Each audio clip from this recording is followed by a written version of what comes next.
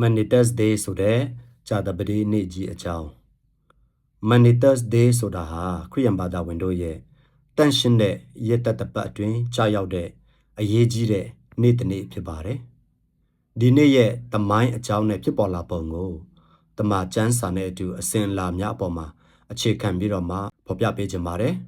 ။နံပါတ်1အမည်နာမဖြစ်ပေါ်လာပုံ Mandi ဆိုတဲ့စကားလုံးဟာလက်သင်းဘာသာစကားဖြစ်တဲ့ Mandatum ကနေဆင်းသက်လာပြီးတော့မှ Commandment ဆိုတဲ့ပညတ်တော်လို့အဓိပ္ပာယ်ရပါတယ်။ရှင်ယောဟန်ခရစ်ဝင်ကျမ်းအခန်းကြီး73အငယ်34မှာယေရှုခရစ်တော်ကတပည့်တော်များကိုငါသည်တင်တို့အားပညတ်တစ်ခုကိုပေး၏တယောက်ကိုတယောက်ချစ်ကြလောဟုမိန့်ကြားခဲ့ခြင်းကိုအစွဲပြုပြီးတော့မှခေါ်ခြင်းဖြစ်ပါတယ်။နံပါတ်2သမိုင်းကြောင်းနဲ့ကျမ်းစာလာဖြစ်ရများ Manitas Day ဂျာတပတိနေ့ကြီးမှာအဓိကဖြစ်တဲ့ဓမ္မကျမ်းစာလာဖြစ်ရ3ခုရှိတာဖြစ်ပါတယ်။ကကြီးတပည့်တော်တို့ရဲ့ခြေဆေးခြင်း washing of the feet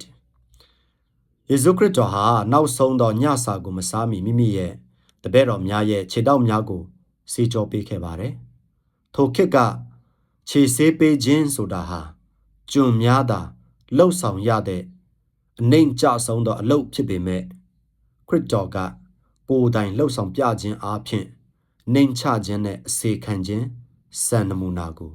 ပြသခဲ့တာဖြစ်ပါတယ်။အခွေနောက်ဆုံးသောညစာစားပွဲဒီညစာစားပွဲဟာယူဒလူမျိုးတို့ရဲ့ Passover ကိုကျင်းပနေခြင်းဖြစ်ပြီးတော့မှခရစ်ယာန်ဘာသာဝင်တို့ရဲ့အရေးကြီးဆုံးသောစနစ်တစ်ခုဖြစ်တဲ့ Holy Communion ကိုစတင်ခဲ့တဲ့အချိန်လည်းဖြစ်ပါတယ်။ Holy Communion ဆိုတာသခင်ယေရှုခရစ်တော်ရဲ့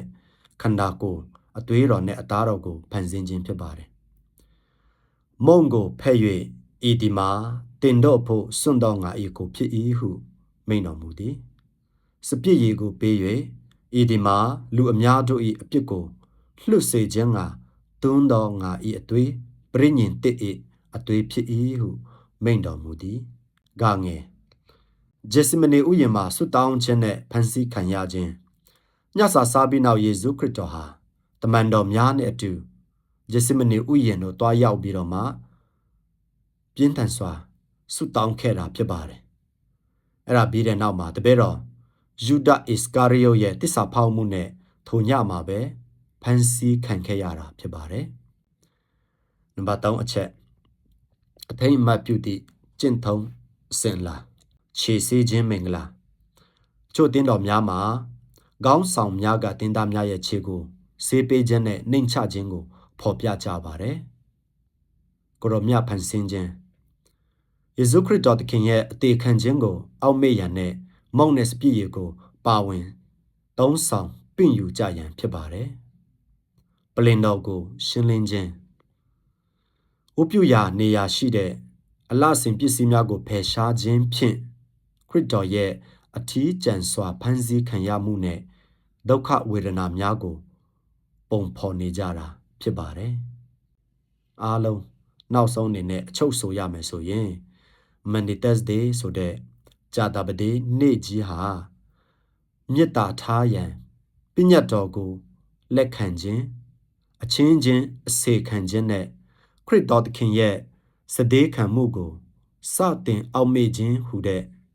ဆိုတဲ့နှစ်ဆိုင်တဲ့အဓိပ္ပာယ်များပါဝင်နေတဲ့နေ့တစ်နေ့ဖြစ်ပါတယ်။အားလုံးကျေးဇူးတင်ပါတယ်။